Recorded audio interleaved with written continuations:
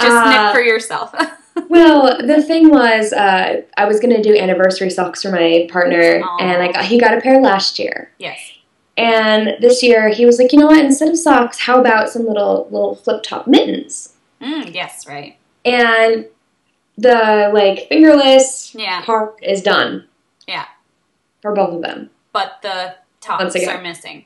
The tops are missing. And our anniversary was a month and a half ago.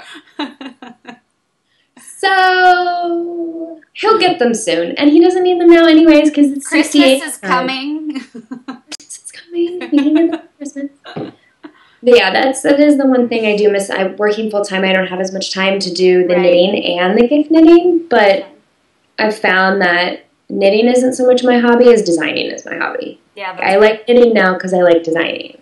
So that was it. That took a lot of pressure off of me because I always had this huge queue, and I was like, I gotta knit these patterns because I love them. Yeah. And I realized the reason I love them is because they were such a good source of inspiration for me to see what's in fashion, what's in style, what people like to make. What people like, yeah, exactly. Yeah. And so I like to design. That's good. That's what makes you such a great designer. That's why your stuff's so nice.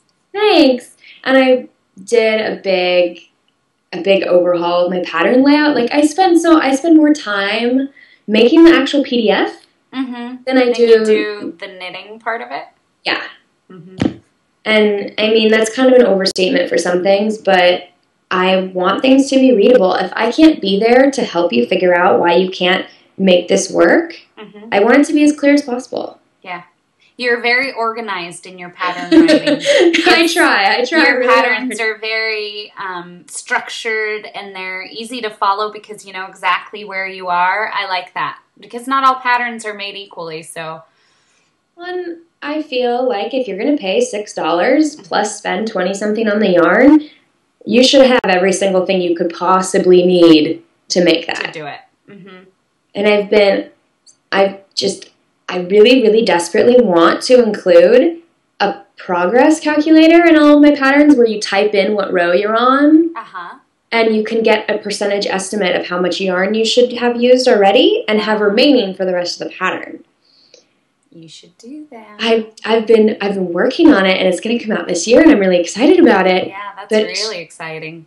Yeah, it's just I wanted to have a built-in calculator on my site so that it could be just generally applied to anything. If you're knitting socks that are some random 2x2 ribbing socks, and you've never knit worsted weight socks for a size 13.5 men's shoe, yeah, you can guesstimate how much you would need to knit based on how many stitches you cast on and how many rows you knit. I have this formula, and I want people to be able to use it so they can make things bigger.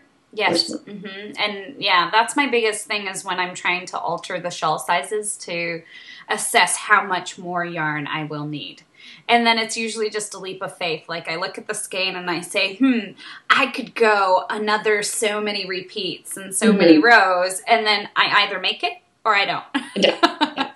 And then I rip back, or I just finish where I am, or whatever, you know. Or you hide it in the closet. Yeah, and or then I just put it in the stash somewhere in a hidden corner where all the sad projects are. Yeah, and I mean, I use a scale when I knit almost everything because if I have a ball label that says it's 100 grams, but it's actually 150, I've misinformed everybody that is trying to knit this. Yeah, everybody. Yeah.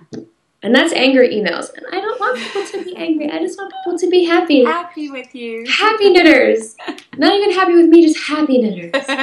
And so it's something that I'm really working on. I put a little bit of effort into it every day. And there's always some random bug in the formula, or there's a kink in the PDF. And I haven't really got it to work yet. But when it does work, my goal is for somebody to have a kitchen scale and a row counter, and that's all they need to figure out if they have enough yarn to add an extra repeat or to add 25 extra repeats. Yeah, that's great. So I'm hoping that will help the more beginning knitters to customize stuff and to kind of encourage them to grow a little bit more. Yeah, definitely. That's a great idea. Well, I'm crossing my fingers. I can't wait to see it. I think I'm just gonna have to beg a programmer friend to just write me something. Look at it and just write me an app. Just make me an app. Yeah. That's great. Okay, so this is kind of a random question, but what's your colors right now?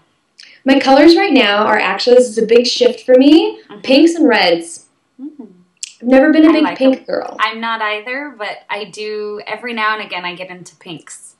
Not do you even like bright pinks or like darker bright pinks? Kind of like what you're wearing. Is it red or is it pink? It's kind of a salmon corally, and I like the colors that are in between colors. Yeah, me too.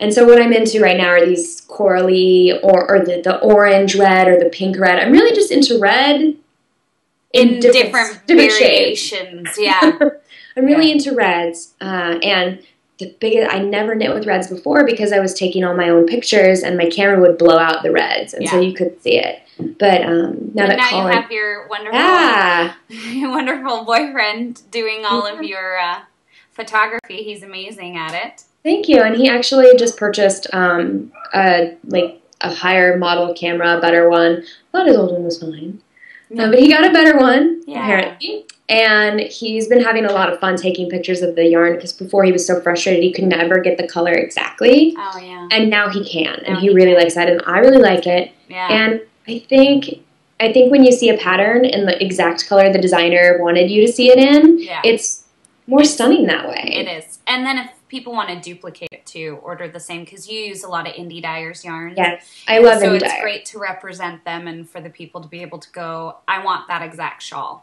Yeah, and I'm working on a new collection that probably I'm shooting for October or September, but it's getting to be bigger and bigger and bigger, so it might not be until next year, but it's all indie dyers. How fun.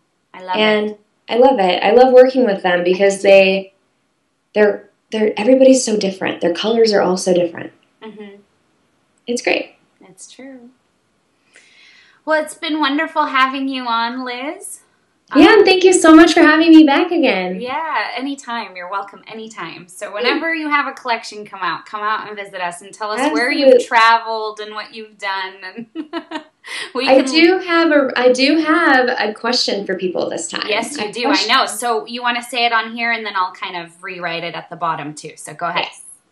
Yes. So I'm a big watcher of 30 Rock, and there was an episode with Seinfeld.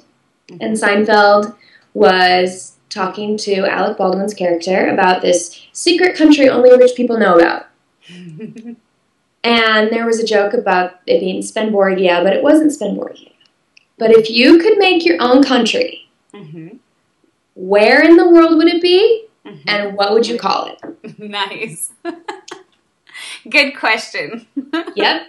My country would be called Cat. Cat? It would be called Cat. Nice. Would it have cats? Yes, I have two little kittens. Aww. They're so tiny. It would be called Cat because cats are soft, cats are nice, they like to cuddle, but they're independent. There's a lot of good attributes in cats. Yes, there are. A lot of personality. And it would probably be in the Mediterranean.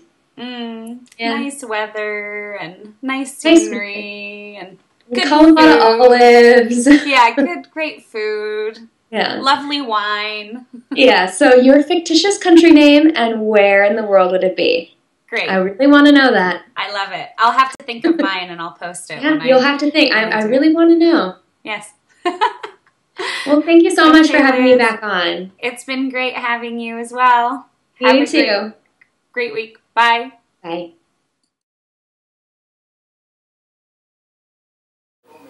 Booyah.